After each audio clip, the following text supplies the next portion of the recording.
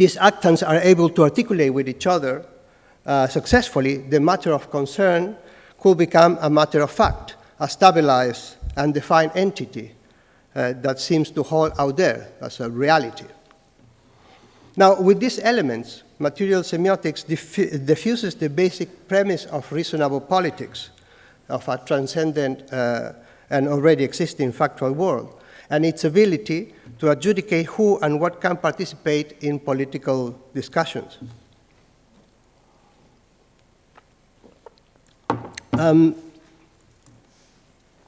Thus, whereas reasonable politics involves the hierarchical articulation of perspectives on an already existing factual world, material semiotics involves a politics of worlding, that is, a politics concerned with the processes through which worlds enact themselves out of a pluriverse of possibilities.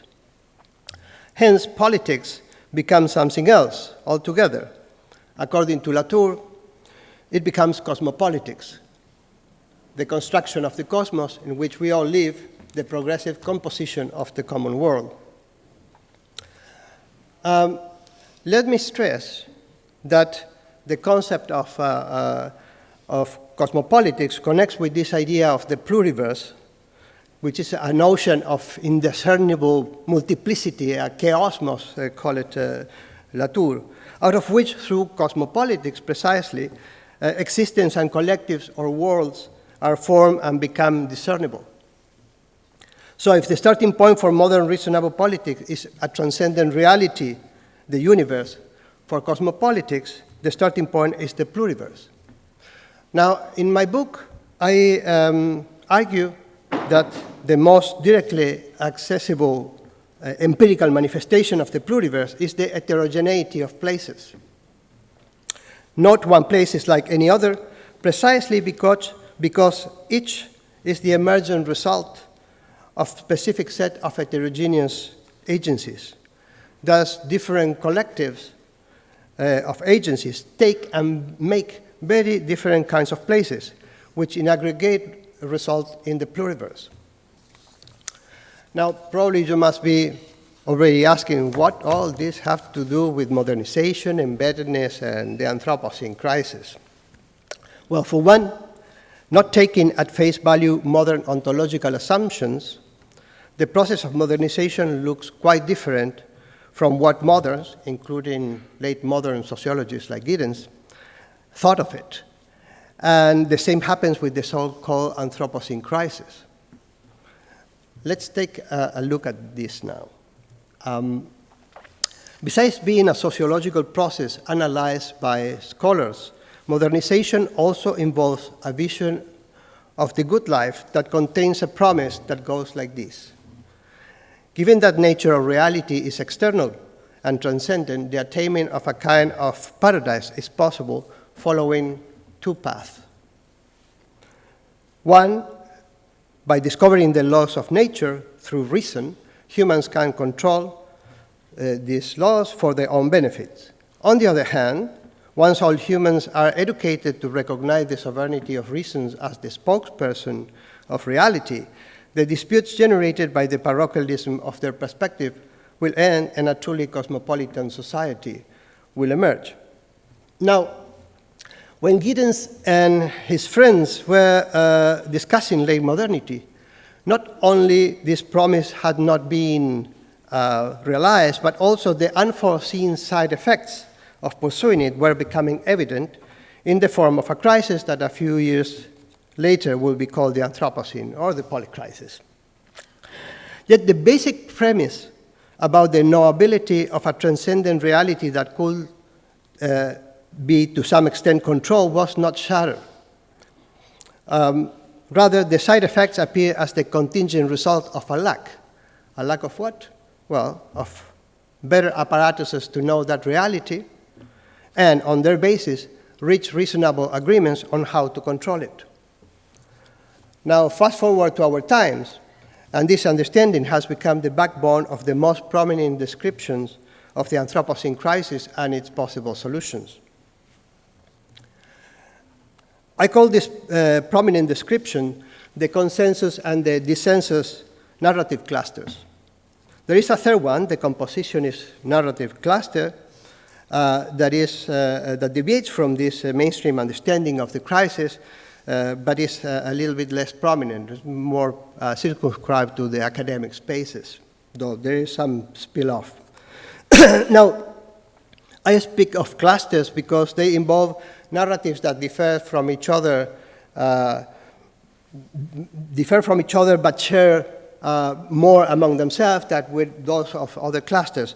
So you can visualize this as points of dispersion in this color triangle. What I'm going to describe now will be the tips of the triangle. You know? So the consensus narrative is the dominant one and more directly expresses the view that Anthropocene phenomena are just accumulated side effects that can be managed through better techno-managerial political interventions that should emerge from the proper articulation between expert knowledge and systems of governance.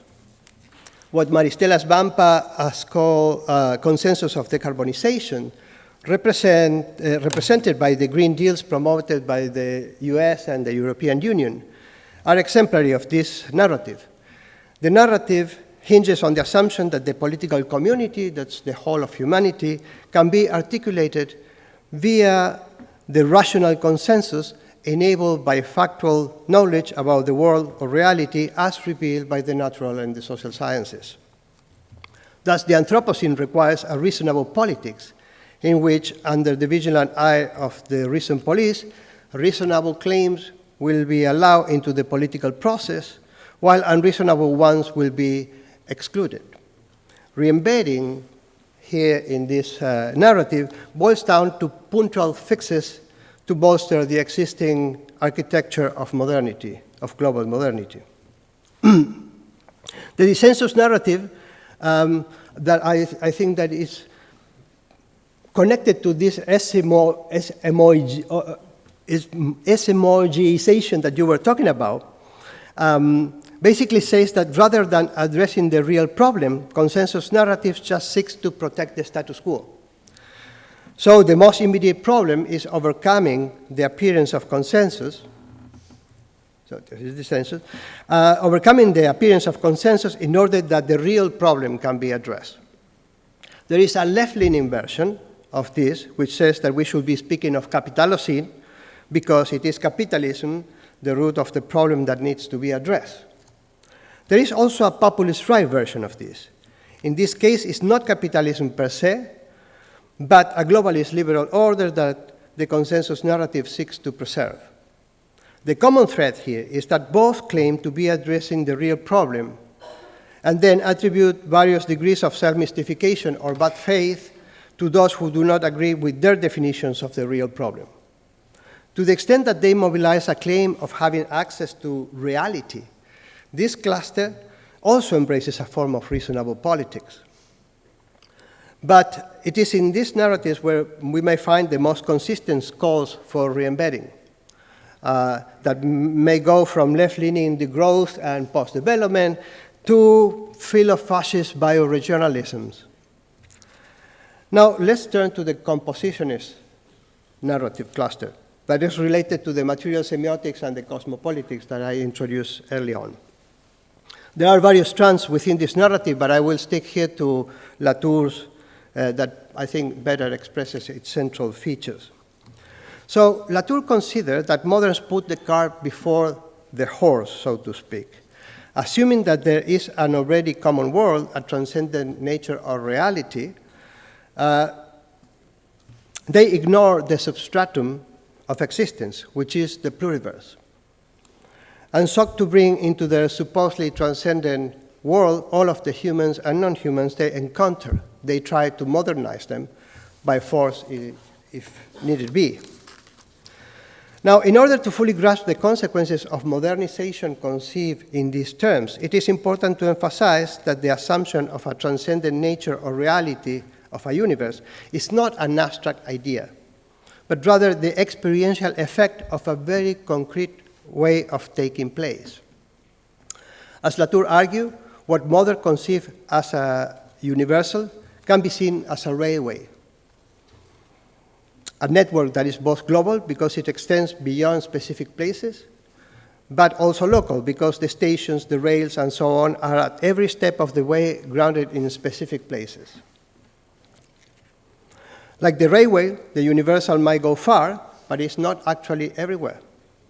Now, someone might say that there are established universals like gravitation that are the same everywhere. To that, Latour will retort that if you pay attention to practice, and just to practice, we follow the practices, even well-established universals such as gravitation can be equated, and I'm going to quote here, equated to frozen fish. The cold chain that keeps them fresh must not be interrupted, however briefly. From such a stance, it becomes possible to see that the universals in networks produce the same effects as the absolute universal, but it no longer has the same fantastic, that is, transcendental causes. It is possible to verify gravitation everywhere, but at the price of the relative extension of the networks for measuring and interpreting. Try to verify the tiniest fact, the most trivial law, the humblest constant, without subscribing to the multiple meteorological networks to laboratories and instruments. The Pythagorean theorem and Planck's constant spread into schools and rockets, machines and instruments, but do not exit from their walls any more than the Ashwar leave their villages, with their spirits and their ancestors, I will add. Now, this emphasized segment in the quote is crucial. For the claim of a universal reality out there to become plausible as an experience, the infrastructures that ground it must be constantly extended. This extension is what we call modernization. And far from being a process of abstraction and disembedding from place, it is the very concrete form through which the modern collective takes and makes place, constantly generating the conditions that enable its extension, not the least through extractivism. Let me play again with Latour railway analogy to exemplify how this concrete form of taking and making place looks like. We can agree that a railway's imperative is displacement, the controlled circulation of things. Now, those who build the railway need to pay some attention to the specific mix of humans and non-humans agencies that configure each of the places where every component of the system is going to be grounded. In some places, bridges over waters will be needed. In others, the soil will need to be reinforced with rocks. In other, fences to keep animals and people away will have to be erected. Further down there, a poor neighborhood will be removed to make way for a station, and so on. Now, this attention to the specificity of places is, however, limited to making the railway possible. Moreover, any expression of the multiplicity of agencies that compose in a place might interfere with the railway's imperative of displacement will be ruled as a problem and repressed.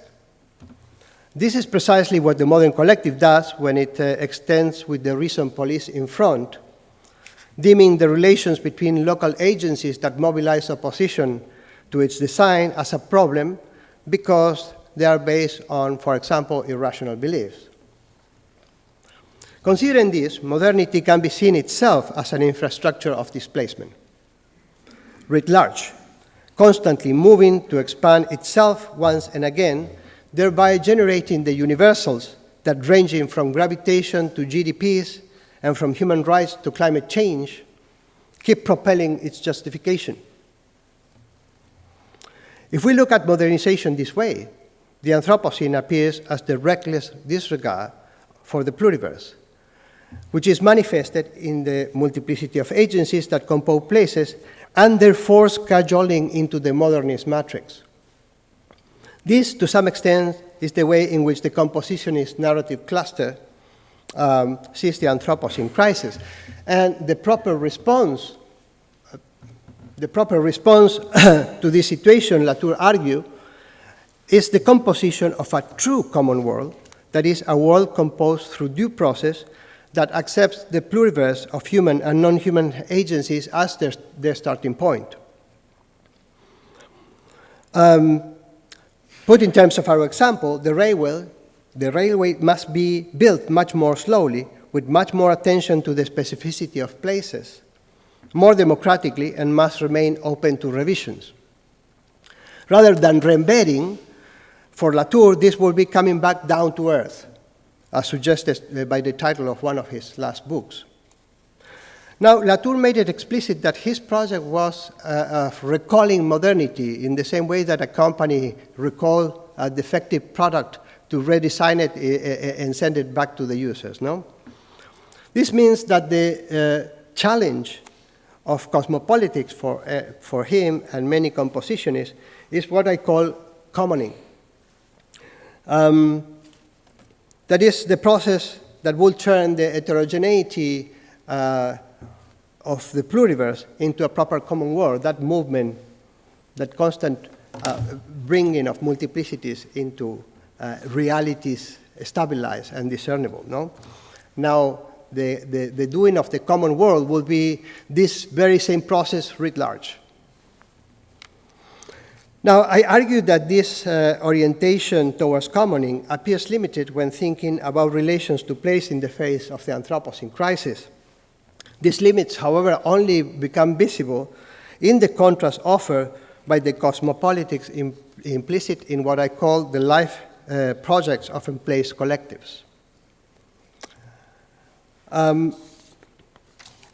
If modernization implies a vision of the good life that is driven by the imperative of displacement and its disregard for the specificity of places, the concept of life projects refers to visions of a good life that are driven by the imperative to pay attention and cultivate that specificity, what I call an imperative of emplacement.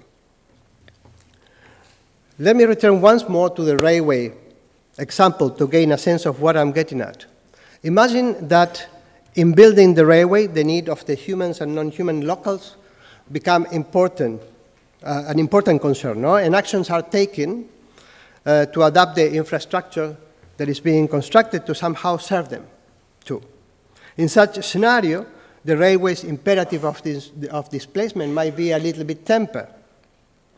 More time will be taken to explore ways of building it in ways that are less disruptive to the multiplicity of agencies that constitute the place in which it's being grounded.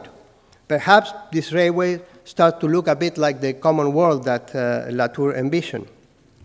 But let's assume that the intensity of this concern for locals is such that it overruns the imperative of displacement. What becomes important above anything else is the delicate balance that sustains the multiplicity of agencies that compose the place. In this context, where the imperative of emplacement rules, the railway is likely to become impracticable. And so is the kind of grounding infrastructures that the modern collective requires to extend itself. What we'll obtain in this situation is what I call emplaced collectives. Now, going into details about emplaced collective will take a whole presentation in itself, so I will just mention a couple of things. These are the collectives that generate the spokesperson that will say that if you interfere with or destroy the social bonds that tie them to the non-humans of all kinds that constitute the place they are with, you will unmake them all. Now, the unusual phrase, the place they are with, rather than they are in, intends to highlight the primacy of relations over entities. I am because of my relations with these other entities that make up my place. I am only with them. These collectives take place with very deep attention to the specific heterogeneity of the existence that compose them. Because what sustains the collective is precisely the heterogeneity of Malta's existence that constitute it. In this collective, there is a symmetry of value amongst its components. They are all evidently essential. Therefore, politics is fundamentally about recreating the conditions that allow the emergence of those heterogeneous entities and the collectives or worlds they end up forming. That is, politics is always cosmopolitics. But in contrast to the cosmopolitics of compositionism, here the pluriverse is not the immanent substratum or material out of which a common world must be composed, On the contrary, the pluriverse is something that cosmopolitics must sustain in order to prevent the drive towards commoning that is necessary to form collectives from transmuting into the coloniality that makes displacement the imperative that overrides every other concern. Thus, in the cosmopolitics of emplaced collectives, aside from commoning, there is also room for uncommoning. That is, for practices aimed at cultivating heterogeneity in collectives and the places they make. The aggregated result of this is no other than the pluriverse.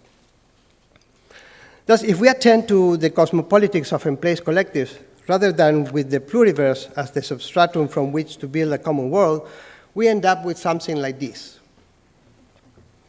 In this diagram, where we have two poles, the universal and the pluriversal, that are effects generated with greater or lesser degree of efficacy by forms of taking place that might be in variable degrees oriented to displacement or emplacement.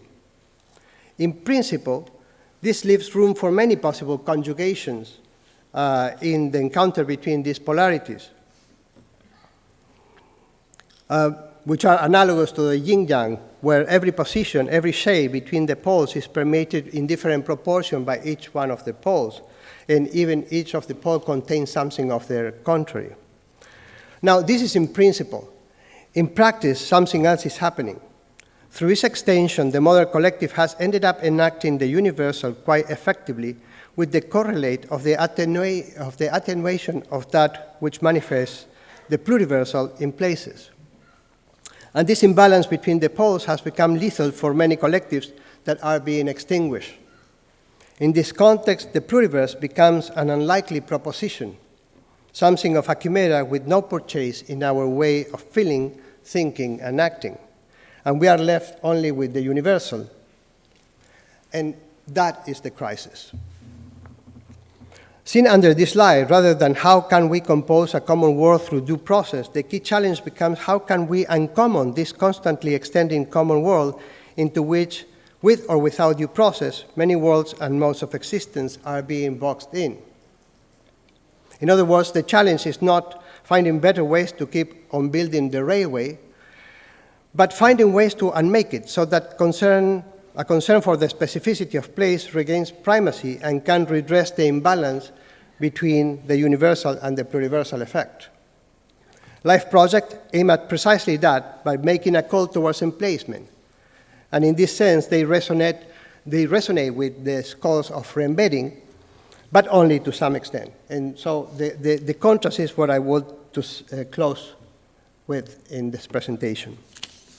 Let me put the various narratives that I have presented together in a matrix with two axes, the orientations toward one common world or the heterogeneity of places, and the kind of politics that these narratives embrace, the reasonable politics or cosmopolitics. Now, from the reasonable politics of mainstream sociological imagination, the causes of the planetary crisis and its solution can be presented like this. We were not fully aware of modernization potential side effects. Now we know better and can close the loopholes to continue the pursuit of modernization's promise. Some will say that the loopholes are not merely epistemic, but ideological. You don't want to see that a particular social order is what is failing.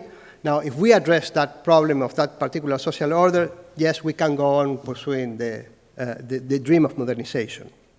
All in all, reembedding will be tantamount to closing the loopholes through which the side effects continue to spill. Another version of it will stress that the ideological or cultural loopholes or blinders are so powerful that what is not seen is that the dream of unlimited expansion of a given socio-natural order is ultimately incompatible with the natural order of things. We need to become re-embedded in that order. Look at it from the cosmopolitics of material semiotics. The planetary crisis results from modernization proceeding without regard for the multiplicity of the pluriverse. If we were to take the pluriverse as starting premise, the composition of a true common world might still be possible. Coming down to earth, might be the way to avert the crisis generated from having started on the wrong foot, would say Latour, no? Now, the cosmopolitics of implicit in the life project of in-place collectives offer a different vision of the problem. To begin with, the pluriverse, rather than a premise to work from, is a promise to be constantly realized in place. The imposition of the modern world interferes with and interrupts the practices that are precisely oriented to do that. Moreover, the colossal effort and amounts of resources that must be taken from some place required to generate a common world with or without due process seems to be contradictory with this collective's concern with regenerating their heterogeneity. They will say to the modern collective, stop trying to find ways of extending. You already occupy too much space. What we need you to do is to reduce your scale, to reduce the scale of your so-called common world. You need to uncommon and become more emplaced.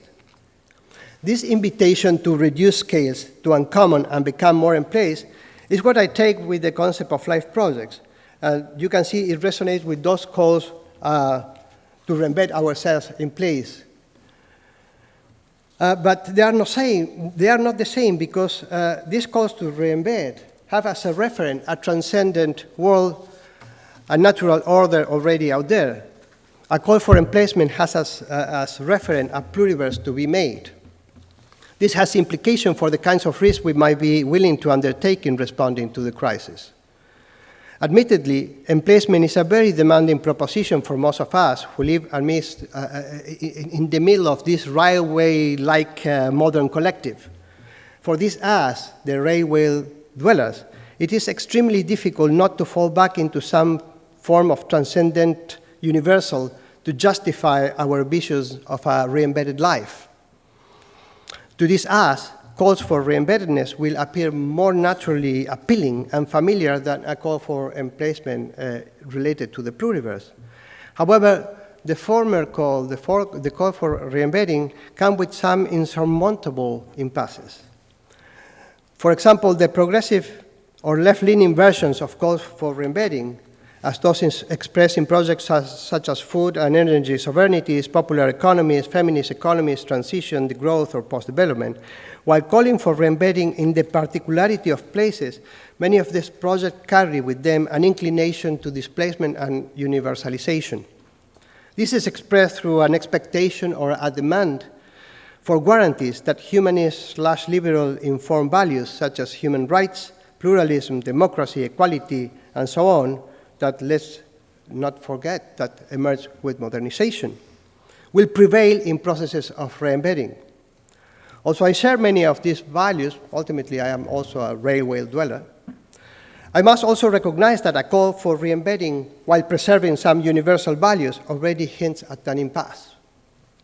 But it is worth exploring this impasse in conjunction with a similar one, but in reverse, that occurs with more right-leaning or better illiberal calls to re-embedding. As you are surely aware, for these other visions of re-embedding, the expectation or demands that modern humanist/liberal values prevail appear as the impositions of modes of existence that are not us, not from here. Interestingly, the most prominent voices expressing these views also draw from a pool of figures that condense modernist notions of place and are all very familiar. Our civilization, our country, our ethnos, or at the breaking point, our own individuality. This is not surprising, given that other modes of taking place have been severely weakened. For railway dwellers, it is hard to imagine the places for re-embedding without associating them to some of these supposedly clear delimited units, which paradoxically enable the very assembling of the globalized modern world. Now, in the last few years, we have seen these views gaining unprecedented traction among railway dwellers. In part, at least, this is because mobilizing the familiar figures of the specificity of place, they somehow respond to a diffuse perception that this overextended collective or common world that I have represented with the image of the railway has become unlivable for many and needs to be disassembled. In other words, even if not necessarily in the way we might prefer, they might be given to what I call uncommoning, a voice with a potency